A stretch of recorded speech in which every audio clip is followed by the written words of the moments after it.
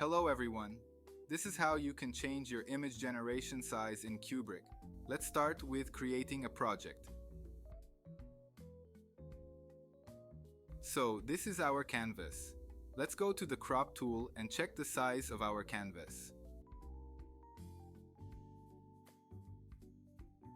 Our canvas size is 1280 by 720. Now let's generate an image.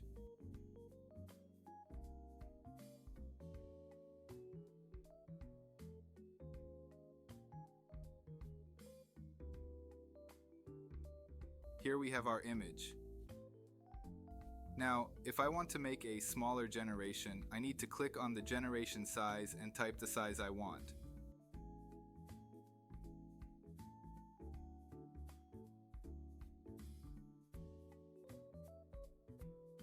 After that, you can see the box in the canvas.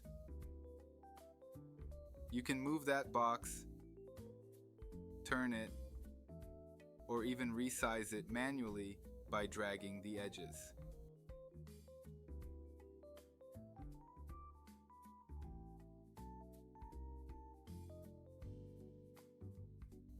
Now let's generate another image with our new image size.